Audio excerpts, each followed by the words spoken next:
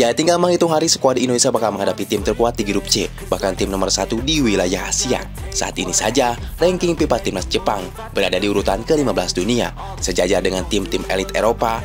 Lantas, apakah Indonesia dengan ranking 130 dunia mampu meredam kekuatan tim 15 dunia tersebut? Ya, mari kita bedah seberapa mahal dan kuatnya timnas Jepang yang akan menjadi lawan Indonesia berikutnya.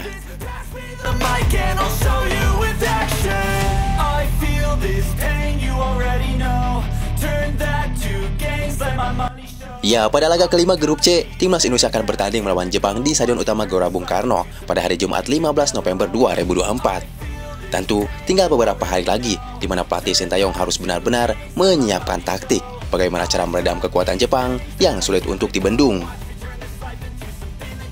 Ya, para pemain timnas Jepang terus menunjukkan perkembangan yang signifikan, terutama dengan banyaknya pemain yang berkarir di Eropa.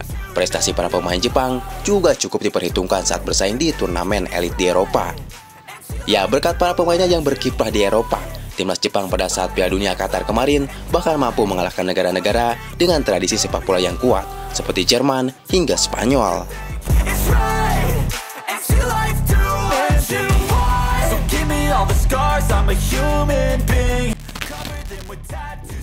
Ya, di balik itu, melihat perkembangan skuad Garuda, timnas Indonesia juga mengalami peningkatan yang signifikan.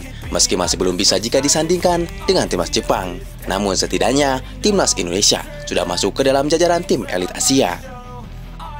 Di bawah kepemimpinan Sintayong, tim Merah Putih menunjukkan kemajuan pesat saat kedatangannya pada tahun 2020. Untuk pertama kalinya, timnas Indonesia berhasil melaju ke babak 16 besar Piala Asia dan kini telah mencapai putaran ketiga kualifikasi Piala Dunia 2026. Ya, dengan hanya beberapa langkah lagi, impian timnas Indonesia untuk tampil di Piala Dunia 2026 yang akan berlangsung di Amerika Serikat, Kanada, dan Meksiko semakin dekat untuk terwujud.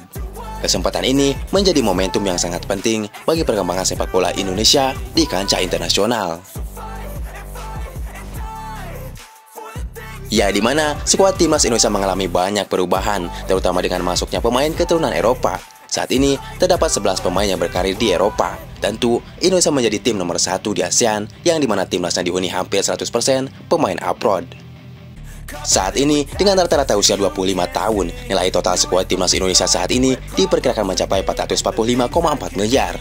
Angka ini menjadikan timnas Indonesia sebagai tim termahal di kawasan Asia Tenggara dan menempatkannya di posisi ke-8 di Asia, melampaui negara-negara seperti Malaysia, Vietnam, Thailand, China, Bahrain, dan bahkan Qatar yang merupakan peserta Piala Dunia 2022 lalu.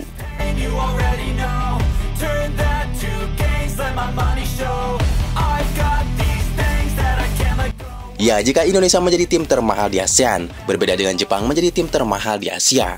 Ya, alasan itu karena para pemain Jepang banyak bermain di kompetisi elit seperti Liga Inggris, Serie A Italia, hingga La Liga.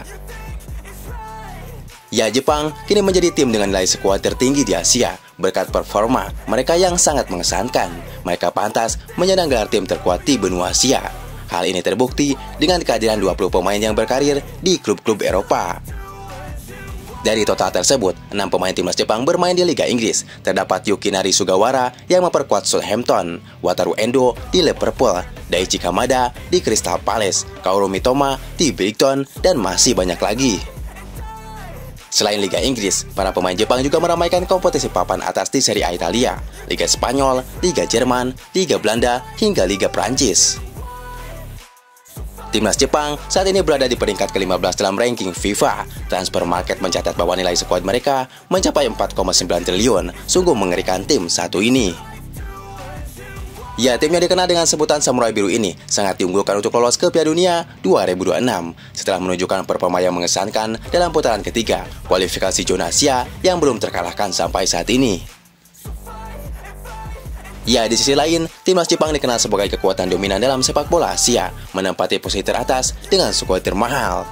Pemain termahal mereka adalah Takefusa Kubo yang bermain untuk Real Sociedad, memiliki nilai pasar yang diperkirakan mencapai 869 miliar.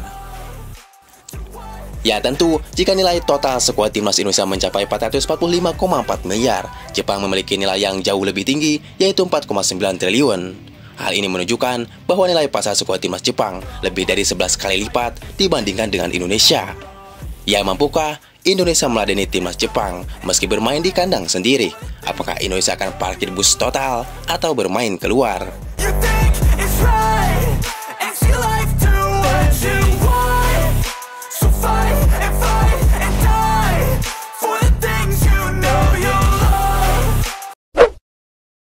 Ya, di balik itu, kini menuju lolos ke Piala Dunia 2026 sangatlah berat. Kekalahan atas timnas China membuat asuhan Sintayong harus bekerja keras agar bisa masuk di jalur playoff, di mana Indonesia akan bersaing agar bisa merebut posisi 3 atau 4 grup jika ingin tetap berada di jalur lolos ke Piala Dunia 2026.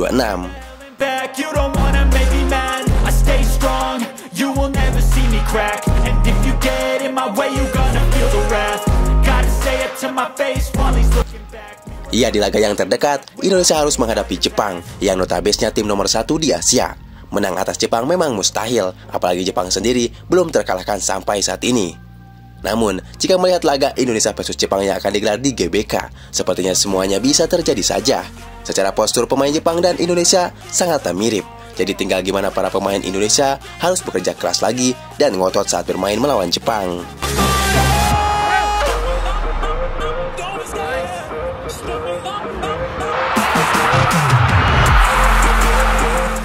Ya, di balik itu, jelang menghadapi timnas Jepang dan Arab Saudi, kini timnas Indonesia telah resmi memanggil para pemainnya ke timnas. Namun pemanggilan kali ini sangatlah berbeda dibandingkan saat pemanggilan melawan Bahrain dan China. Ya, di mana pelatih timnas Indonesia Sintayong telah mengumumkan perubahan dalam skuad timnas dengan mencoret 5 pemain yang sebelumnya tidak pernah absen. Yang pertama, ada Asnawi Mangko Alam mengalami cedera saat membela klubnya 4FC. Kemudian yang kedua, Hernando Ari mengalami cedera bahu saat bermain bersama klubnya. Kemudian yang ketiga, Malik Rizaldi cedera dalam pertandingan melawan PSM. Kemudian yang keempat, ada Dimas Derajat, belum diketahui apakah mengalami cedera atau ada masalah lain. Kemudian yang terakhir, Wahyu Prasetyo, kemungkinan tidak dipanggil karena posisinya telah diisi oleh Justin Hubner. Kemudian, sebagai penggantinya, Sintayong telah memanggil 5 pemain baru, yaitu Riyandi, Sananta, Yance, Yakob, dan Justin Hubner.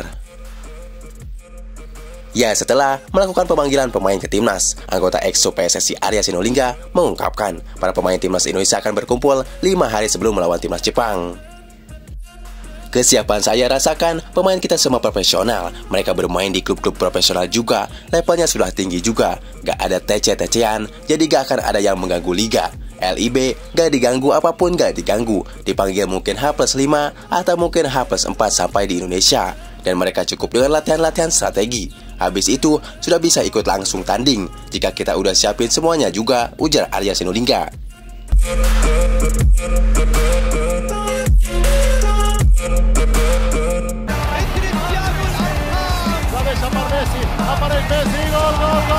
Akhirnya membuahkan hasil untuk Indonesia.